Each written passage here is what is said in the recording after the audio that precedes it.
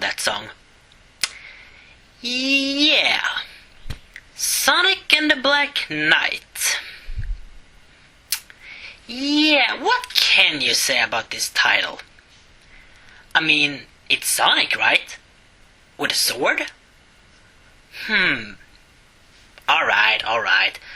Let's take it from the beginning.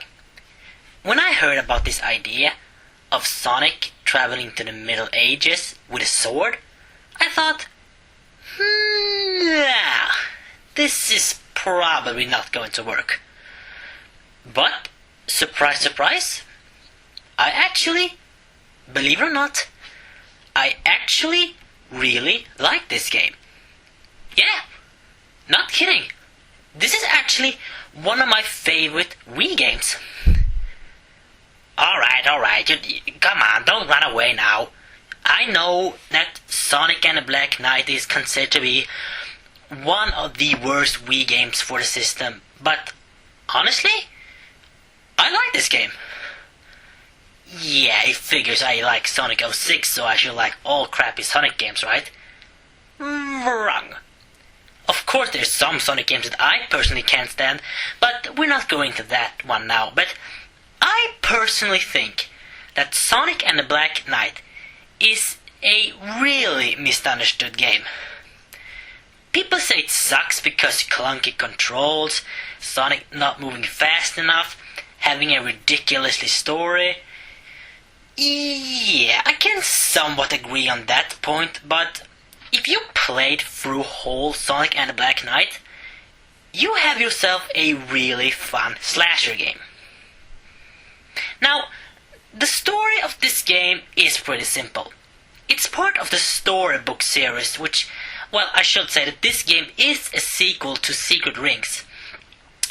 And I'm not going to go into Secret Rings right now because, well, this is about Sonic and the Black Knight, so going into Secret Rings would just feel unnecessary.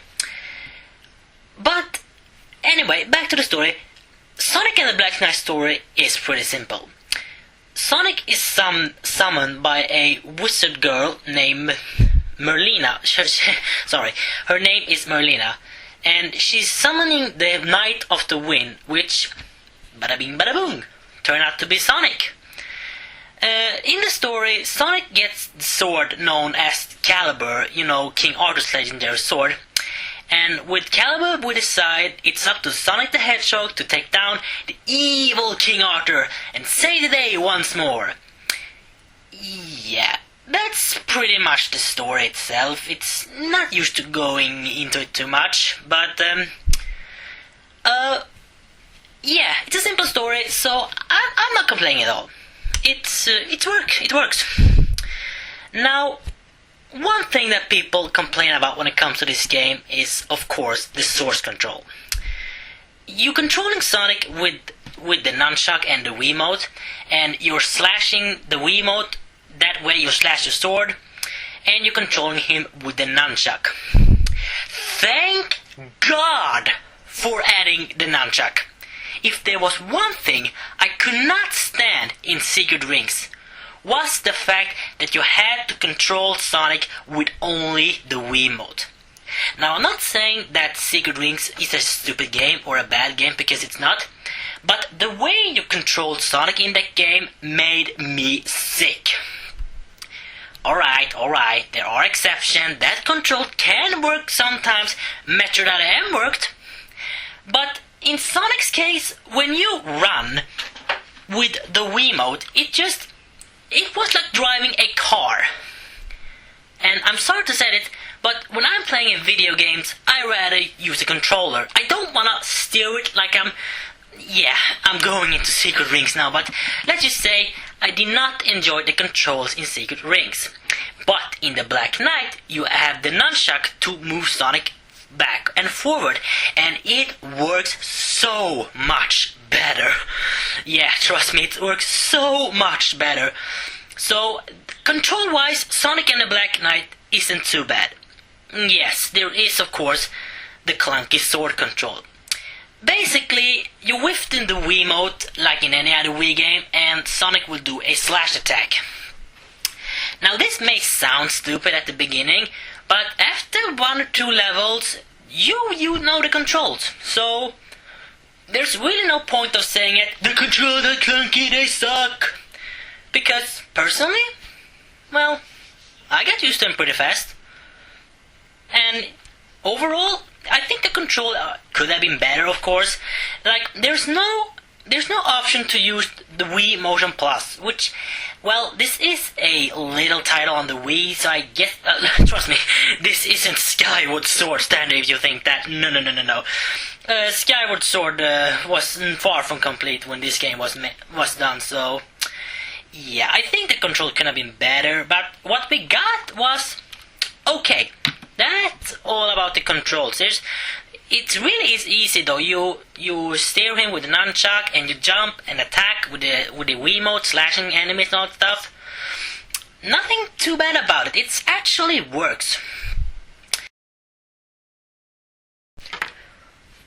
If there's one thing about this game that has a bad reputation, it's the graphics. Well, I'm not sure what people think about the graphics because we all know that the Nintendo Wii is not as powerful as an Xbox 360 or a PS3. So you can't really expect the greatest graphics from this little title. But what I don't get is when people are saying that this game has shitty graphics. I'm sorry, but have we played this game? I mean, whoa, look, don't get me wrong, don't get me wrong, people. The graphics on the Sonic and the Black Knight is not marvelous. They're not the greatest of all time. But these graphics are by no means bad. The level design are big. The different variety of levels are many. You have a forest, a mountain, you have castle, you have underground caves. There are so many great, beautiful levels in this game. I don't get it. Why does people say this game has shitty graphics? Now, of course, it comes to personal opinions. Everybody can have their own opinions, and I respect others' opinions if they can respect mine. Nothing with that. I just don't get it. Why people say that these graphics are shitty. I just don't get it. I don't get it. But then again, people must think different. I mean, yeah, you know, it's just Sonic and the Black Knight is by no mean an ugly game. It's definitely has more beautiful levels than, say, Sonic 06. And yeah, you know Sonic 06 by this point. So, but the graphics in this game are okay. They're definitely mediocre for a Wii title. So I just don't get it. And of course, once again, we have beautiful, wonderful, movie quality CGI cutscenes. Once again, Sega delivered wonders. For about 2 scenes, if they could put these CGI cutscenes in the actual cutscenes, because, well, I will admit, it is a pretty clever game, because the cutscenes are speaking in storybook pages, so it's like reading a book, you can say that. And well, since this is in the storybook series, that is actually pretty clever, so that makes perfect sense. And they're beautiful, well hand drawn, and it's really nothing. There's not ugly at all. There's nothing really ugly in this game. I can't really think of that. So once again, Sega has proved that they can make beautiful graphics in a Sonic game, and it definitely adds to the game's charm, if you ask me. So yeah, overall, the graphics, they rock. Now, why don't we talk about some things that people don't like about this game? Well, of course, the sword playing.